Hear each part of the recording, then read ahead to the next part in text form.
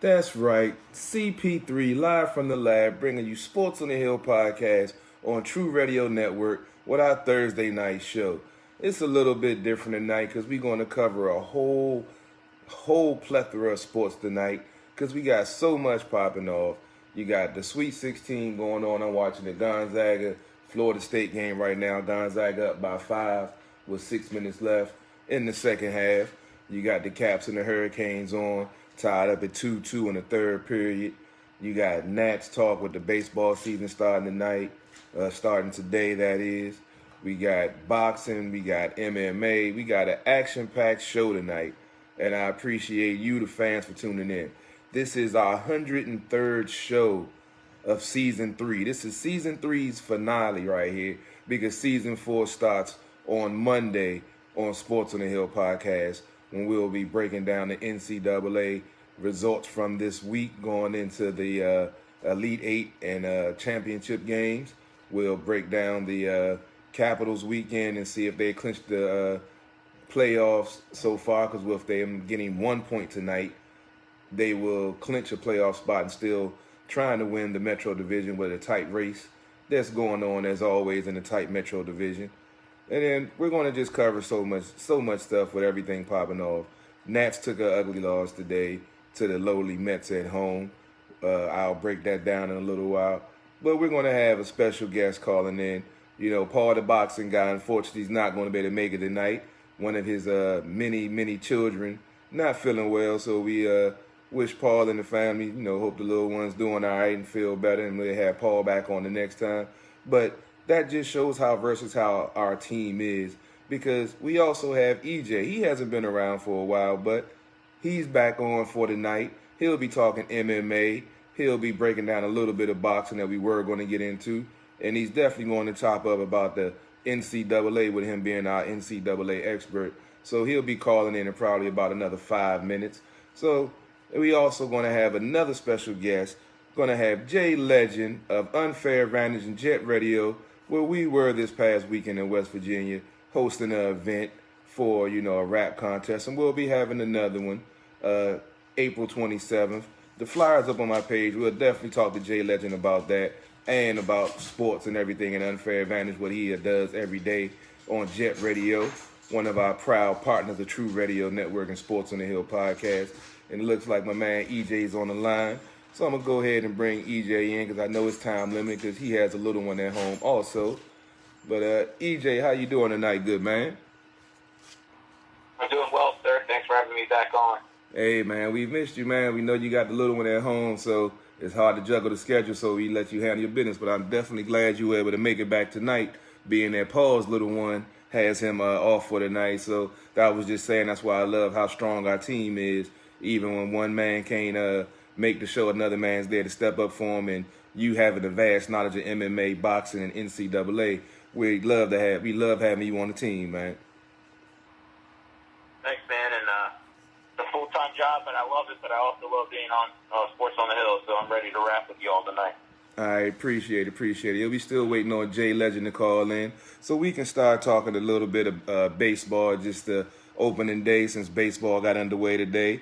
The Nats took an ugly loss to the Mets, 2-0. It was behind Robinson Cano, they new acquisition. He got a solo home run in his first plate appearance on a 1-1 count, and he got a late RBI in the game to make it 2-0, which was the final score. Mad Max, he went 7 2/3, gave up 2 hits, 2 earned runs, had 12 strikeouts, and 3 walks. So not the beginning I expected for Nats. I didn't get a chance to catch any of the game. I was stuck at work. But EJ, Mad Max, those numbers already. His first start, he's looking like he's in mid-season form already. This dude is always an anomaly to me, how he comes out regular, first day and putting up numbers like this. What do you take away from this game, and what are your impressions of Mad Max? No, I think he's a good ball player and great way to start. And baseball's such a long season, man, that so many highs, so many lows, and truthfully, I like baseball, but I'm more of a fan through September through November. But I'm real excited to see how trades are going to pan out with Bryce Harper going and to Philly and stuff, and just seeing how the NL East is going to pan out. But I think the Nats are going to be end up winning the division. I definitely hope so. I definitely hope so. It looks like my man JLegend is called in. Let me get ready to get him on the line. Jay. Yo, what's up? What's going on, bro? Glad to have you all, man. Everybody, this is JLegend of Jet Radio and Unfair Advantage, where you can be heard in West Virginia and all over. Let's tell them a little bit about yourself, Jay, before we talk a little bit of baseball and get this show underway. Oh, you guys know I'm just host of a little boring morning sports talk show, unfiltered. It's called Unfair Advantage, Jet Radio. You guys can catch us on there. We're on Jet Radio right now. Oh, I should have known you was gonna be streaming live. That's what you do, baby. We all think alike, baby. We think alike. That's why the team works like it does. But we were talking about the Nats. In my opinion, bad loss to the Mets 2-0 with Mad Max putting up 7 2/3, 2 hits, 2 earned runs with 12 strikeouts and 3 walks. But this Nats team couldn't do anything with Jacob deGrom and couldn't put up any runs. And what do you think about Mad Max? What is your opinion of him? I think he's a hell of a pitcher. Well, it sounds like he pitched a great game. I didn't get to catch it, but 12 Ks. Sounds like he didn't have any run support today. But you kind of expect that going into a matchup against deGrom. I mean, he is basically one of the top pitchers in Major League Baseball. I don't think Nat fans should be too concerned. Don't worry. It's just one game. You still got 161 more to go. You're not going to face a Cy Young caliber pitcher every single night. So, I mean, but no runs. How many hits did the Nats have today? Man, I didn't even look. Once I saw the 0 in the home opener, I didn't want to see no more, man. I didn't even look. I can look it up real quick. Let's see what they mustered against deGrom. I believe he had 10 strikeouts. I believe I saw. Give me a second. My app acting a little slow on my phone right here. But it's I know my issue was Davey Martinez. I'm just not sold on him. They had 5 hits. The Mets had 5 hits and the Nats had 5 hits. Okay. So yeah, I mean, this lineup is potent, but they still have to figure themselves out with all this new talent that they have, because this is the first time in maybe 5 or 6 years they've had this many new players on the squad. But I say Nats playing tomorrow. no, the next matchup will be Saturday. You know, the crazy MLB schedule. They played 3 against the Mets. The next game is Saturday at 1:05, and that'll be Noah Syndergaard against Steven Strasburg. That's going to be a hell of a matchup. I'm going to try to catch that one. What do you say, EJ? What do you think about that matchup?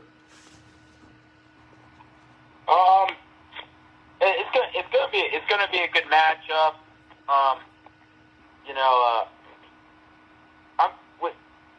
I'm looking forward to seeing what's going to happen with this Nats team once they get a little bit more into the season. I still think they're reeling a little bit with losing their man. So they're just trying to find how they're going to manufacture some runs right now.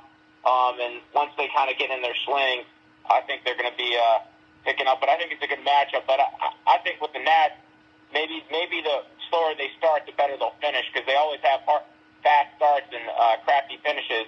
So now maybe it's going to be a little reverse psychology, and they'll start slow and find their groove and get it going right when pennant time comes. Yeah, that's what we can hope for. Jay, what do you say about the matchup of Syndergaard versus Strasburg on Saturday at 1:05? I'm excited, actually. I can't wait to catch it because, I love powerhouse pitchers, especially coming from both sides. And it's so early in the season that we don't really know what they're going to bring to the table. So I'm just looking for the epic matchup at pitcher.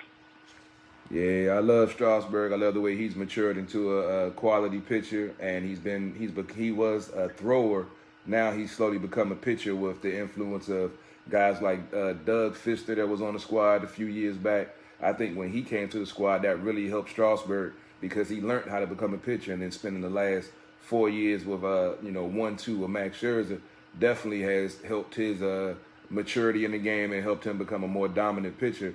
So I'm hoping to see him take that next step to become a pitcher of the caliber, not as good as Max, because there's rarely anyone as good as Max, but up there at that level where you have folks, genuinely fearing him. I mean, he has folks scared with his full pitch repertoire and the way he can, control that curveball and has the powerhouse fastball and the four-seam fastball. So, I mean, he's ridiculous, but I want him to get aggressive to the point where he's out there like Mad Max. Like, he wants to bring him on and get him up and get him down and, had that low pitch count going into the seventh inning, not getting pulled in the fifth and sixth inning. That's what I'm hoping for this year.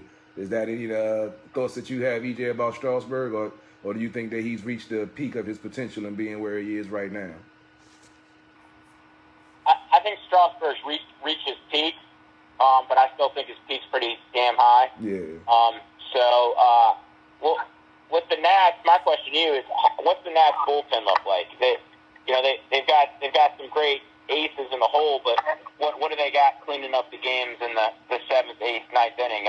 Are you impressed with their bullpen, or do you think they gotta maybe make some accusations to get some new bullpen pitchers? I actually like the bullpen with them putting Hellickson in the bullpen. They just made that decision last week. I like that move because he had a decent season. I'd say above average for what I expected from him coming from the AL and the Orioles and seeing what I had saw before. But he actually had a decent season, and with him going to the bullpen and having some of the guys that they do have, and that bullpen was majorly injured last year. You still have Coda Glover, and I'm drawing a blank on some of the names right now. I've been drinking. It's been a long day, but I feel like the bullpen is deep, and they just have to get their chemistry. And the major key to me is Davey Martinez pushing the right buttons at the right time. That's what I felt like was a major issue last year in his first year. That's why I didn't really give him too much slack because it was his first year, but he has to learn this year, and especially deciding to go with a four-man rotation. I want to see how that's going to work out. What do you say, Jay? I mean, it's so, like, I'm one of those guys that doesn't want to overreact, like we overreact on Mondays during football season. So, like, I don't know if it'll work. I don't know if a four-man rotation will work or how I hate to say this, but the carryover from last year is so in between. And the spring training games, they really don't matter. So it's not like it's giving 100%. And if anything makes national fans feel better, Bryce Harper went 0 for 3 today.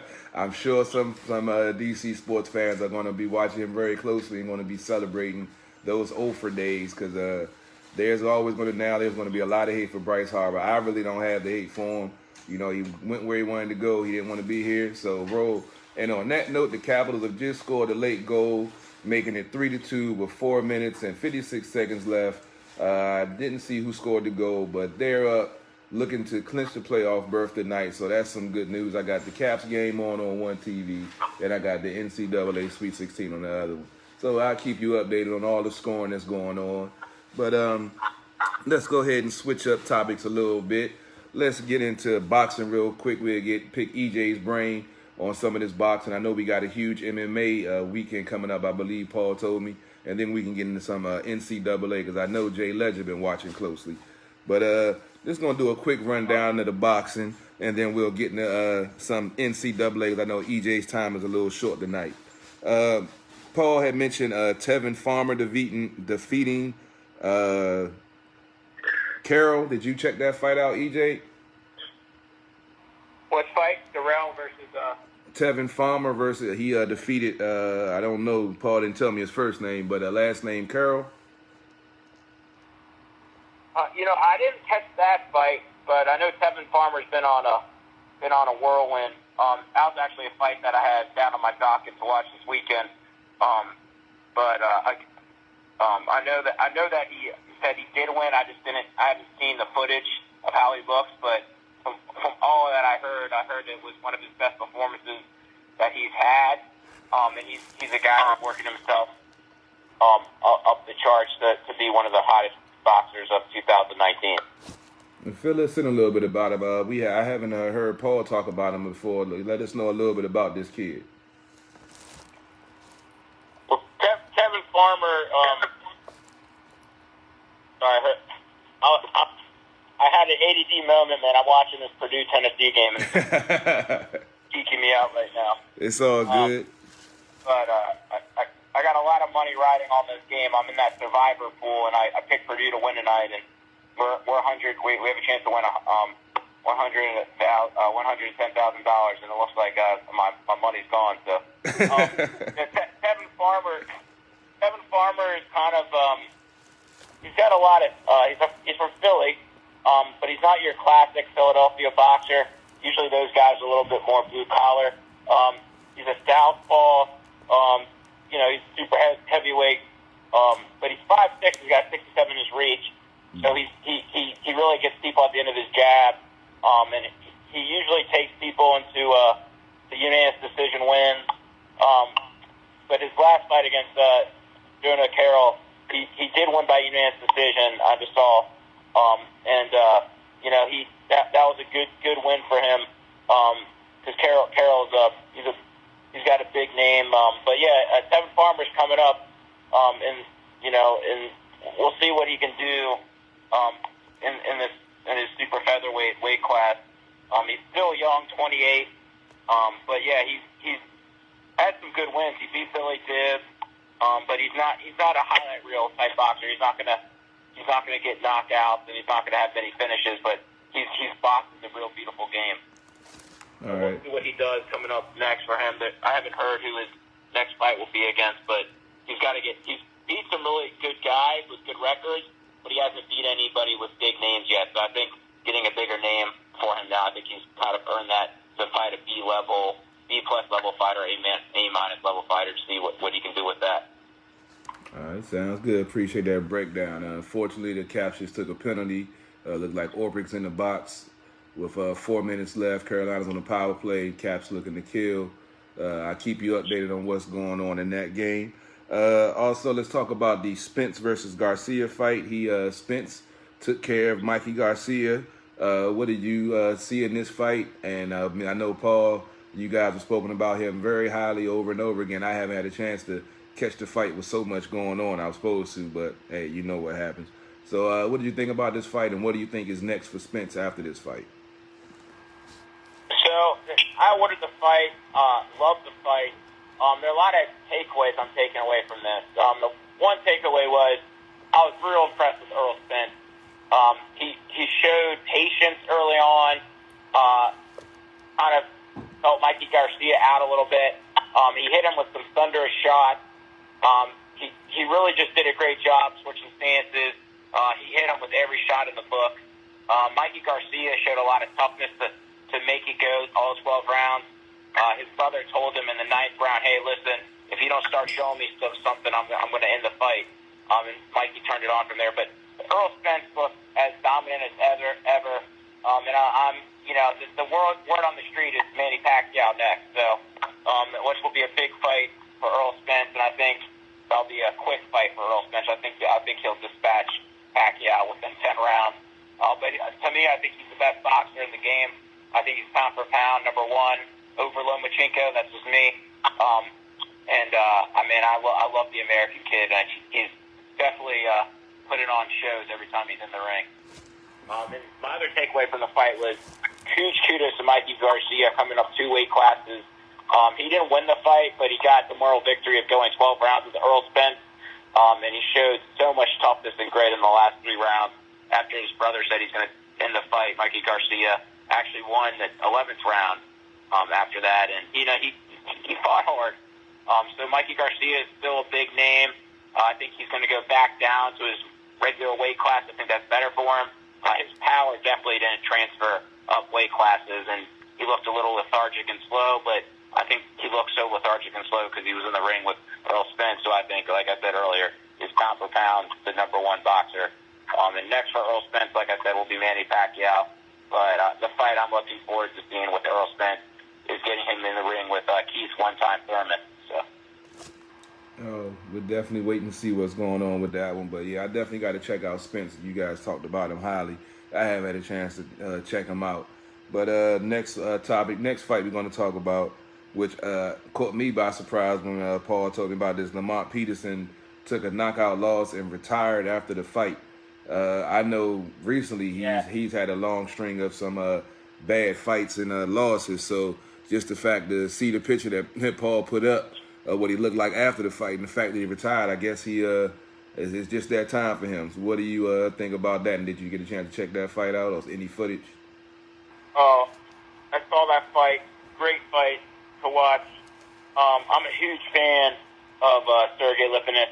I do like Peterson, but Lipinets is a guy that I've been real high on for the last couple of years. He's switched camps to get a new coach, and he looked better than ever. Now he's more a patient boxer. Before he was just looking to be a brawler. But yeah, Peterson has had such a great legacy, and it was sad that was his last fight because he looked good in spots. He was taking some rounds early. It was very close. I don't know what the final scorecard was, but it was a close fight. Until he got knocked out. So yeah, he had a great career, illustrious career. He did fall off late with losing to Earl Spence on a 3-fight losing streak. And with him, the question is what could have been. After the whole PED story, after he beat Amir Khan, and after that kind of derailed him a little bit. And ever since that fight, he won 4 in a row and then lost 3 out of his next 4 fights. So, great career. And we'll see what he does after boxing. I think it was a good decision for him to leave. And his brother had a good night. He had a draw in his fight against Mendez, and I think his brother was lucky to leave that fight with a draw because I had Mendez winning that fight. Okay, quick ending. Gonzaga beat Florida State 72-58 to advance to the Elite Eight. J.Legend, did you get a chance to catch any of those fights we talked about? Or familiar with any of those boxers? I know you said you're like myself, not really a huge boxing fan, but did you get a chance to catch any of those fights, or are you surprised about Lamont Peterson retirement? I have no clue who Lamont Peterson is. But, I actually did watch. I actually did watch the Earl Spence fight because it was such a big deal, and he just totally outclassed him the whole fight. I'm not really familiar with boxing. I have been watching one boxer, I'd say, for about a year real closely. That's Terrence Bud Crawford. Oh, yeah. He is a phenomenal guy.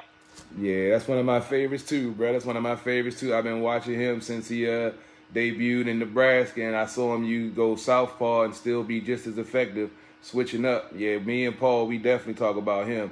We were going to talk about his upcoming fight also. But yeah, Crawford's one of my favorite fighters also. Yeah, I love the way he dominates. And it's like the last guy that he fought, he was literally toying with him the whole fight. The whole fight. And then he went down. And then he hit him with a body shot, and dude was done. Oh, yeah, his body shots are ridiculous. What do you, I never really got your take on Terrence Crawford. EJ, how you feel about Terrence Crawford? I'm a big Terrence Crawford fan. What I think about him is he's not just a boxer, he's a fighter. So I think he's definitely one of the best in the game.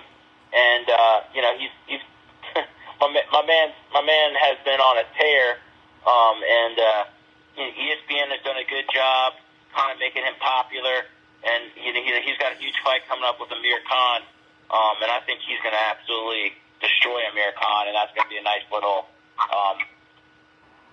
not motivation, but nice little explosion into the popular culture, because he's popular in around some range, but he still doesn't have that mainstream name. Like, if Terrence Bud Crawford walks into Montgomery Mall, I don't think everyone's going to know who he is. He's still looking to get that couple big fights.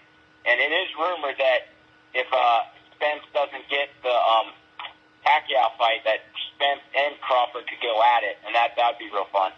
Oh wow, that'd be crazy. Because I definitely check that one out. But let's get ready to wrap up this boxing talk and get ready to get in this NCAA. 'Cause I know you got so much to break down. Well, not gonna break it all down because I know y'all have a huge, NCAA recap on Monday night. So we'll just tease them a little bit. But we can talk about the Lomachenko versus Corolla fight on the 12th. I don't know if I pronounced his name right. If I didn't, I don't know these guys. But on the 12th of August, what is your take on that, EJ? Well, to me, it's not who Lomachenko's fighting. It's just the fact that we get to watch Lomachenko fight again. We've talked a lot about him on the show. If he's not the pound for pound, he's the second, third best fighter in the world. Every single time he's in there, he looks better and better. And he's a guy like Terrence Crawford who he loves to toy with his opponent. And the most thing I like about him, especially for casual fans that haven't really seen him fight a lot, it's not really what he does with his hands, it's what he does with his feet. He's got the best footwork in the game. He's a great defensive fighter. And, man, he can hit you with every single shot in the book in the same combination at the same time. So he's unbelievable. And that's going to be a fun fight to watch. I think he's going to be too much for Corolla. Corolla's going to need to be taking some time off after Lomachenko eases through him. No doubt, no doubt. Before we go forward, we can say the Capitals have won, defeated Carolina 3-2, and have clinched the playoff spot into the Stanley Cup playoffs to try to repeat and go back-to-back. So there will be Stanley Cup playoffs in the D.C. area coming in a couple of weeks. So stay tuned. We'll definitely talk about that more on the show Monday night. We already done our hockey for the night. We're going to get ready to wrap up this boxing talk with the last two fights upcoming. We were just talking about Terrence Crawford versus Amir Khan on the 20th of April. I haven't even seen Khan fight in I don't know how long, but I know this isn't going to turn out very well for him. What do you say, EJ? Amir Khan, man, the problem with Amir Khan is a great offensive fighter, but I mean, my grandma's got a better jaw than him, and he's been crumpled in fights. And he's taken so many big knockouts in the big name fights. So the question is not if Crawford's going to knock him out, it's when he's going to knock him out. And that's just up to Terrence Crawford. How long does Terrence Crawford want to make this fight last? And how good does he want to look? Because I know he wants to put this on his highlight reel. Yeah, I don't even think it's going to be worth. Well, I don't get pay-per-view boxing anyway. It probably won't be worth rewatching it on Showtime or whatever. Replay it on the ESPN. If it's on ESPN, I'll watch it on ESPN if it's free. But yeah, I think Crawford just going to punish him. I think he's going to make it quick just to get it over with, just to so he can rest up and really take a real fight later on. But Jay, have what do you think about the Crawford Khan fight since you've been following him? What do you think is going to be the ending of this fight? I mean, I'm interested in that Spence fight that you guys were talking about. I don't think Amir Khan stands a chance against Crawford. I think pound for pound, Crawford may be the best in the world. I know that's a big thing to say with his short career, but I mean, I don't see anybody that can touch him right now.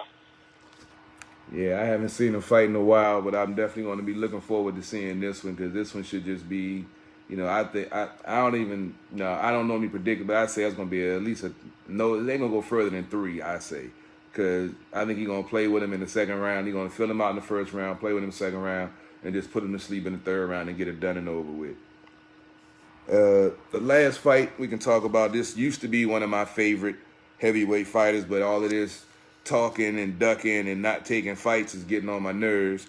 Deontay Wilder versus Donald Brazil on May the 18th. I know it's a little bit out, but, I figured we'll talk about it a little bit because, for real, I think Wilder done played himself. I was a fan of his for a while, but his promotion and whatever, going on with him not signing and all of this other stuff, I'm done with it. The conversation was who's better, Joshua or Wilder. Hands down, I was a Wilder fan, but now it's not even a comparison. You can't even mention those two in the same sentence, in my opinion. EJ, what do you think about this fight? I mean, this is a fight that if you're in the game of boxing and you can watching the news clippings going on recently, this is a fight that does sell a little bit because there's a Deontay Wilder and Dominic Breazeale do have a background. They've got into a scuffle about a year ago where Deontay Wilder's little brother actually stole Breazeale in the face. So Deontay Wilder also said that he's gonna, basically make it so Breazeale will never be able to talk to his daughter again after he's done with him. That he's going to be in the hospital and basically be a vegetable. So their press conference was real fun. If you're looking for 45 minutes to kill, just watch their press conference. There's a lot of good trash talk in there. So I'm looking forward to fight it. Just watch the fight because it's going to be a classic, just kind of trash talk battle, and I think it's going to be a good fight just to watch all that bad blood. But I'm on your bet. I've been talking about this on the show for a year. I think Deontay Wilder, although he is a fun boxer to watch because he's got that thunderous right hand, he's been really annoying me with how he's been ducking Joshua and how he ducked out of this next fight with Tyson Fury to get the rematch. So I'm going to watch the fight just because of bad blood, and I'm hoping that maybe Dominic Breazeale can have that one shining moment of a knockout against Deontay Wilder, kind of like when Tyson lost, all to Buster Douglas. So I'm hoping to have that same kind of moment for my man Dominic Breazeale, the former Olympian. It's not going to happen, but I love to watch it happen. Man, don't ever bring up that Tyson debacle again, man. I still wake up in cold sweats over that. But Tyson was my man. That fight pissed me off right there. I don't even want to talk about it. But JLegend, did you familiar with Deontay Wilder and this upcoming fight? You got any impressions on him with all the talking and ducking that he's been doing over the last, say, about year and a half, 2 years? I am familiar with Deontay Wilder.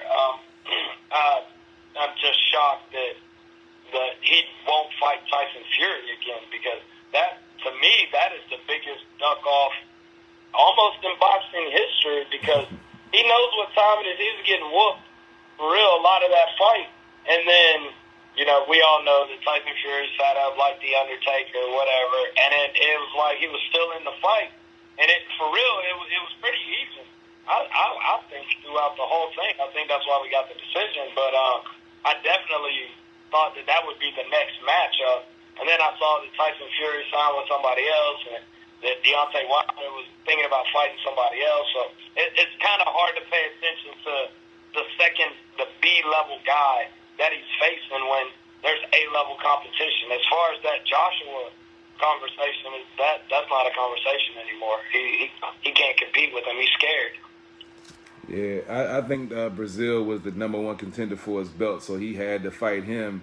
And when Fury signed, he was either fight Fury, fight him, and then Fury already signed, so he had to fight the other dude. So he's been ducking a lot. So like I said, I've lost all confidence and faith in the dude with all the ducking he's been doing. So I used to root for him and fight for him in the conversations, but now I'm like, yeah, we'll just see what happens. If he gets knocked out, oh well, move on.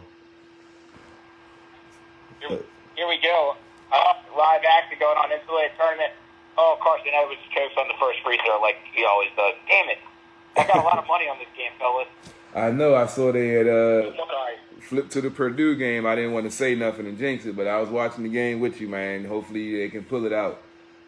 But before we get into NCAA, I know let's get some MMA talk in before we get into the tournament talk. So, EJ, what's been going on in the MMA world? It's been a while since we had you on. Oh, man. It's we always talk about this in all the MMA. Every single day is a headline. It's so much going on in the sport. I guess the biggest news this week, and there's some big fights coming up that I'd like to touch on, but the biggest news this week is Conor McGregor has retired for the second time in his career, and there's some different rumors on why he might be retiring. So he has retired earlier this week. One rumor is because he's not getting what he wants money-wise from the UFC for his next fight, or he's trying to get a stake in the company. Dana White said that basically will not happen. So that's one reason. Another kind of rumor is he might be wanted for sexual assault in Ireland. So that's going to be interesting to see how that story plays out. So those are that's the big news right now, because we talked about this before, and I'd like to hear what you guys think about Conor McGregor. But I mean, he's kind of been the most popular guy in the UFC for the last couple of years. He might not be the best fighter in the game, but he's the most talked about fighter in the game. So this could be a big loss for the UFC if he decides to retire, because he still has some more fights to put in the ring. Well, I'm not really a fan of his. He's all the trouble he's gotten into and gotten away with just because of, him being a fighter or whatever. So I could really care less. It makes me no difference. If he has a, charge coming or whatever, then he got to, if he did the crime, got to do the time, man. But, I really could care less about him. I feel like that he just, runs his mouth a lot and gets his ass whipped a lot. So, he's living off past reputation, and he done wrote checks his ass can't cash, and that's why it's probably best for him to retire or do whatever he's about to do. What about you, Jay? What do you think about Conor McGregor? I mean, this retiring news is not shocking.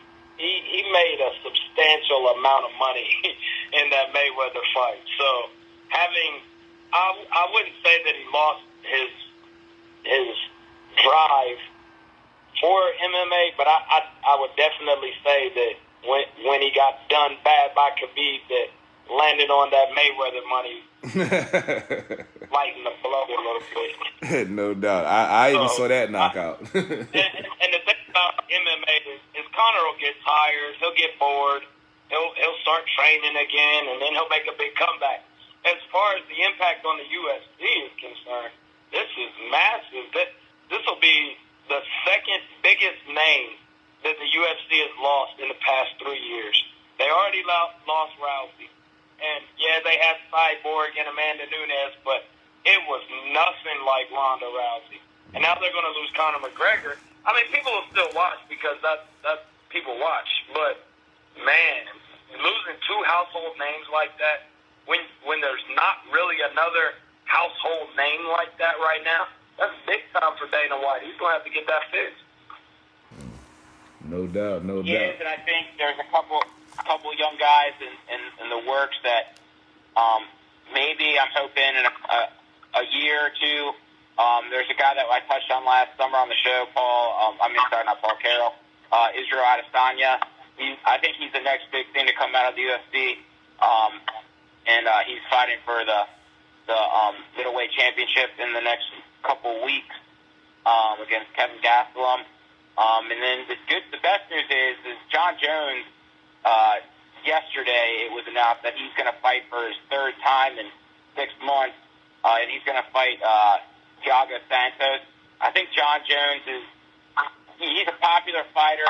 I think after this next win, there's some more fights that they can offer him that are going to sell a lot. And John Jones is getting more popular as he can continue to stay out of trouble. And I think for the UFC, a fight that they have to make, and I think it will sell Conor McGregor type pay-per-view numbers, would be to get John Jones in the ring with Brock Lesnar. And those two do not like each other, and there is some smoke there. And I think that's a fight that's going to be in the works. And I don't be surprised if that's not on the New Year's Eve card next year. Or this And year. I love John Jones. The problem with me with John Jones is, okay, I'll get on the Jones bandwagon, and then he'll do something stupid again. So it's like, I'm tired of having my heart broken by John Jones. Right, he's like that girl that always cheats on you, You get her back, and then she cheats on you again. Okay, this time I'll make it right, baby. Okay, back with her, then she cheats on me again. But I'm going to let John Jones cheat on me again because he looks so good in these last couple of fights, and hopefully he doesn't break my heart again.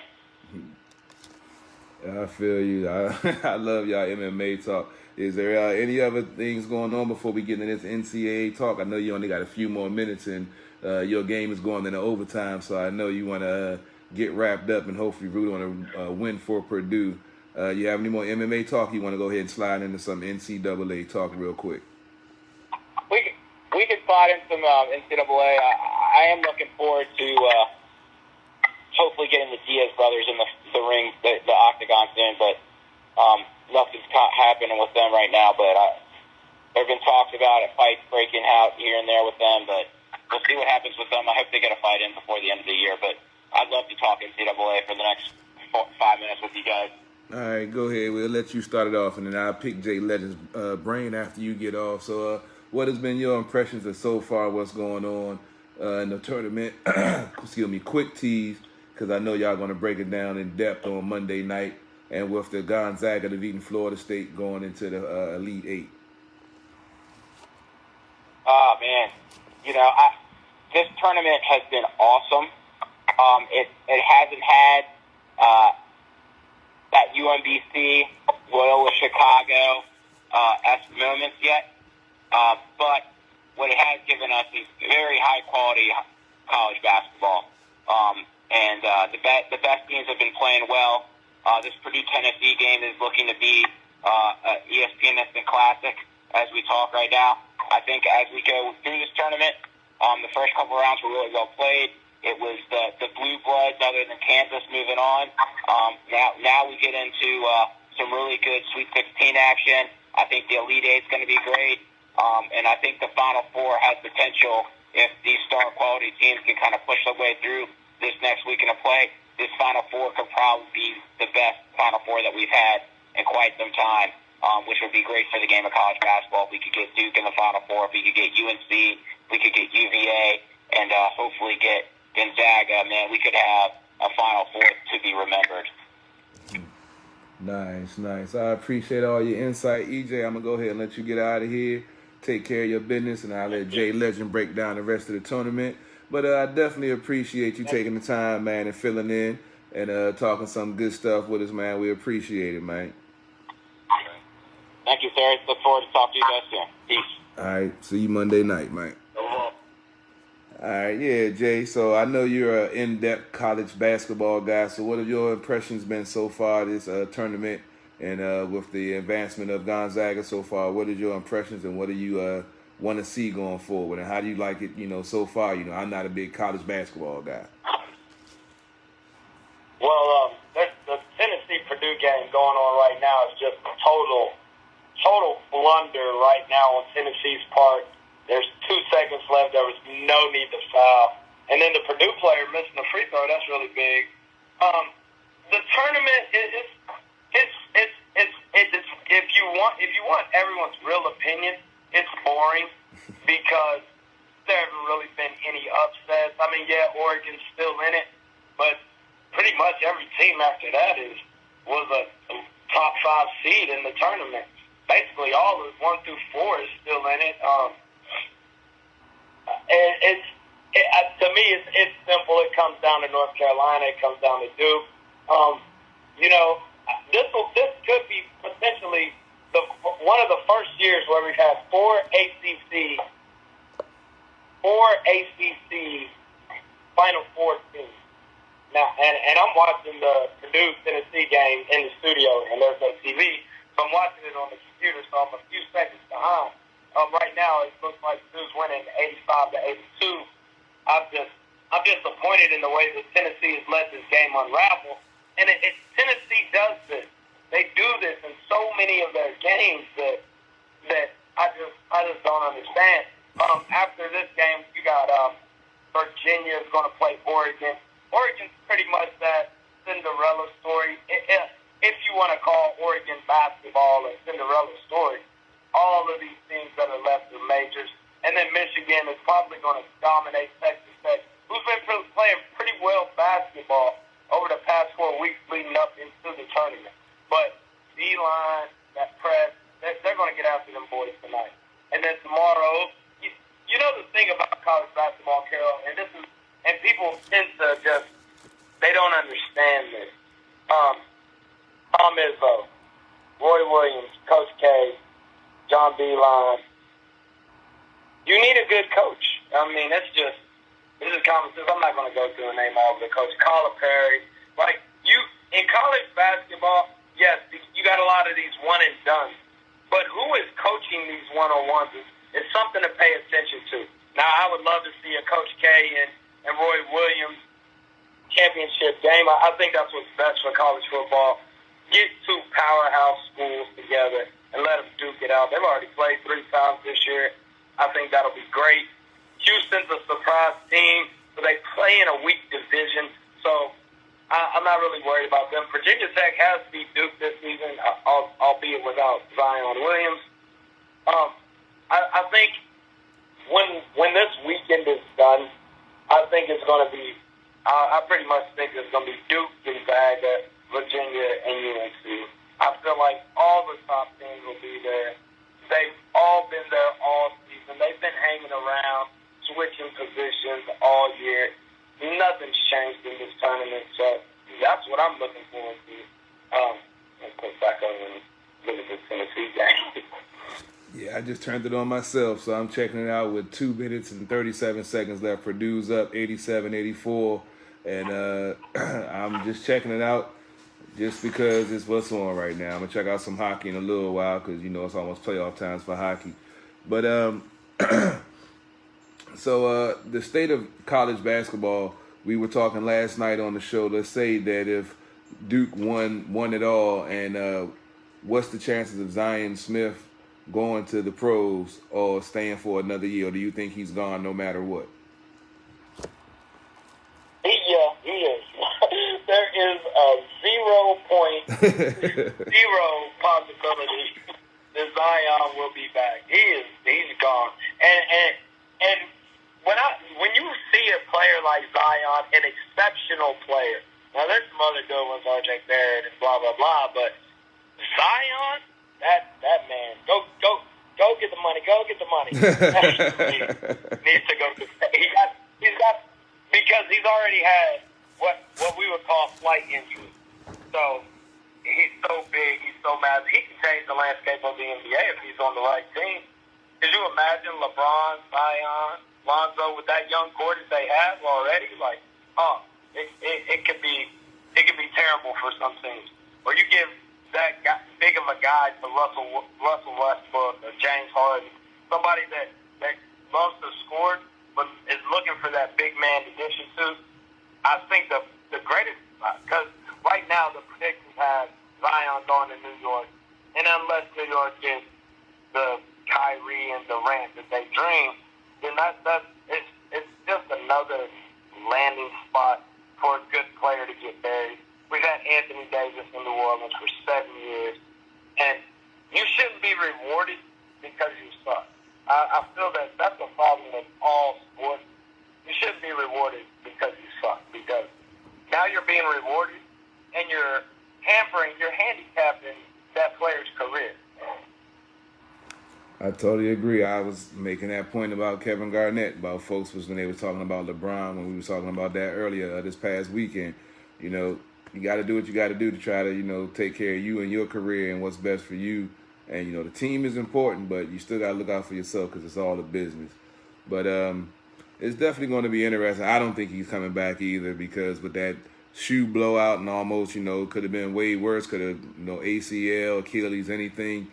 I think he's gone no matter what, because, like you say, you got to go get that money. And like you say, he could change the whole complexion of the NBA, which still sucks, but, you know, it might make it a little bit better. Yeah, and I think that they need to reevaluate the one and done rule. But when you have a player like Zion, I saw Zion's first game and dude, I said, oh yeah, he ain't coming back. That man's 360 windmilling, like cocking it back from the free throw line basically. He can shoot the three, and it's not always about dunking with Zion. Sometimes it's just about getting to the rack and getting the job done.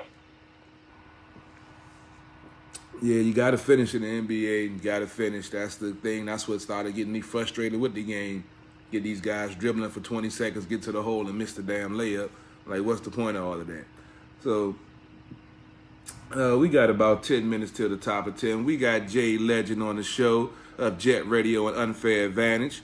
We spent the weekend up there in West Virginia for a great event that he put on, where we gave away $1,000 to, you know, for a rap champion. Unfortunately, we had to split the winnings because of some foolery going on at the end, but the contestants were happy. They still get to do their thing, and we'll be having another event back up in Beckley on the 27th of April.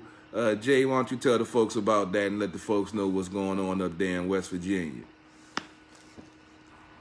So our next event will be April 27th, and it's called Only One. And the reason we call it Only One, because there won't be no ties. There will only be one. So if you come with that nonsense, don't worry. There still will be one champion. You know, we got the celebrity guest judges from True Radio coming in. You know $10 at the door, $100 entry fee. But you get 10 tickets to sell for $10, so it's basically like you paid nothing. Then you'll win $1,000 cash to the winner. This is at Pikeview Lounge, 221 Pikeview Drive, Beckley, West Virginia. The doors will open at 7:30. It's 21 and up. We got drink specials. We got $2 Jello shots, $12.50 buckets of beer, and then we got shooter girls. And don't worry, ladies, we got a shooter guy too. They'll be walking around there half naked, just the way you like your guys. So you know we got another event, and this time we're open to all genres. We're not just doing, so you can't just grab a mic, play a beat, because we're going to have guys in there with guitars, singing, we're going to have females. Like, this is going to be one hell of a competition. So everybody bring your A game.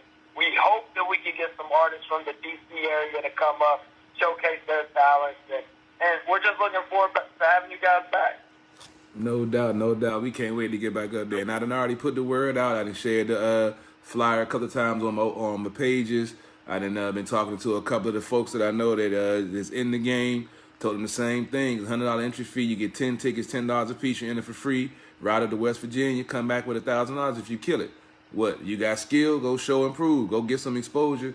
Go out there, because there's definitely some talent in West Virginia. So guys down here talking that stuff, they spit hot fire, and they can do this and do that.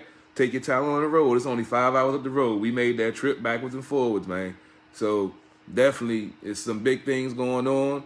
It's gonna be ongoing. So, you know, y'all say y'all got that, y'all got them lyrics, y'all got them bars. Put your money up, try to win some more money, and you know, you get some pub on our network on Jet Radio, and who knows what other doors may open. We're not gonna get into the big stuff, Jay, because I know you want to, but we're gonna hold back on the big stuff. But we're gonna let them know about the contest that we have. That's hopefully going to start being a monthly event where we can bring in folks from all different places, genres, and you know, bringing this thing together and starting to put on some new entertainment. This is what we've been talking about for so long on True Radio Network, and it's so beautiful to have a partner that has the same vision. We're tired of the status quo so-called entertainment. We tired of these folks throwing parties off of their old promotion for what they used to do, and folks putting out money for some BS that they think is, you know, live and think what it should be. Nah, we about to change the game and show y'all what it's really about, to throw a party and have a good time and, you know, have a good atmosphere and have people come out that love what they doing and, you know, want to show it to the people, and maybe you might be watching the next big, you know, whatever, who knows. But Jay, let them know where they can find you at, and let them know what's going on up there and on Jet Radio. Oh man, we just got a political sponsor, and I'm so terrible with names. Let me look her name up real quick, because I'm horrible with. I'm not gonna lie, I am horrible with names. Hey man, it's all good, bro. Her name is Brianna Adams, and she's going to be our new, you could say, political broadcaster for Jet Radio. So we just brought her on. We just hired another. We got the modeling agency in the works. We got Unfair Advantage. We got the Artist Spotlight. You guys know where you can find me. I'm on Instagram, Twitter, Snapchat. All you got to do is look up J.Legend, Jet Radio. You'll find us any and everywhere that you want us to be. And if we're not there, tell me, and I'll get us out there. So that's about it. You know, we got the closing line, so we got a lot of things in the works, and I'm sure you guys are going to make a big announcement here soon. So I'll let you guys do that. Listen, my phone's been blowing up about it, so I'm full on talking about it. Hey, bro, I mean, you know, we've kept it under wraps. We've told a few folks about, you know, what's about to happen, and they all give us that look like y'all about to do what? And when we ready to run, brother, it's about to be some fun times, bro. That's all I know. It's about to be some game changing things about to happen. It definitely is. And for everybody that listens to the True Radio Network, and the Sports on the Hill podcast, Jet Radio plays those shows from 5 to 8 o'clock. So if you guys are looking for a repeat, then you guys can come on over to Jet Radio. We play the True Radio. We play the Sports on the Hill podcast. We show love to everybody in D.C. because it's not about just True Radio Network, just Jet Radio to us. It's about everybody because we want everyone to win. Yes, sir. That's why this network, this radio, is working the way it is, because we all looking out for each other. We all got the same vision and goal, and we all working towards that. And ain't no hating, ain't no faking, and everybody is all about love, man. That's what it's all about. But yes, sir. But Jay, I know you got a lot to do. I already know, so I appreciate you taking the time out and filling in and coming on. I definitely got to come on Unfair Advantage. Hit me up. Or I check when I see the Facebook Live joint come up, and I try to jump on like I did before. But appreciate you coming on, man. And we gonna see you in a few weeks, man. But I'll definitely probably be talking to you tomorrow, bro. If not, later on tonight. All right, sounds good. All right, bro. I'll talk to you later on, man. Appreciate it. All right, as I said, that was JLegend of Jet Radio. How we do, our partner in our network, and this is what we do. We partner up with the folks with the right mindset so we can take care of business, and we about to make some major moves. So be on the lookout. The True Radio Network and Jet Radio takeover is upon us, people. Sports on the Hill podcast, SportsOTHP apparel, Beats by CP3. It's all about to come together for a reason, from all the hard work and dedication that we've put in over the years, grinding hard and making this work and doing what we need to do and doing what has to be done. So I'm about to get out of here. It's almost 10 o'clock. Excuse me. We got the Purdue-Tennessee game on with 17 seconds left. Purdue's up by 5. I know EJ is probably happy because he's about to win some money. I got, what game is this about to tip off? I'm not even sure because I'm not a college fan, but they're about to tip off another game. I'm about to probably check out some hockey. So I'm about to get ready to get out of here. Appreciate everybody that tuned in on the Facebook Live feed. Appreciate it as always. You can go check out all of our shows archived or Facebook Live videos. Wednesday night True Radio on WOVS show. Check it out on SportsOTHP.com. Robbie has the website up to date. You can follow me, Carol Porter III, 3 eyes, not the number 3, on Facebook. I'm just about full. On my personal page, I got a backup page, Carol Porter. Check that out. And you can check out my YouTube channel, Carol Porter III, 3 eyes, as I said. So go subscribe, share it, let folks know you got some real DC sports out here covering it. No anonymous sources, none of that clickbait BS. If we putting it out there, it's because it's certified, it's factual, and we can back it up. If we make a mistake, we ain't got no problem saying, hey, we was wrong, because it's happened. It rarely happens, but it happens. So I'm about to get out of here. I'm about to shut down this feed now. It'll be up on my YouTube channel soon, hopefully along with the Wednesday night show.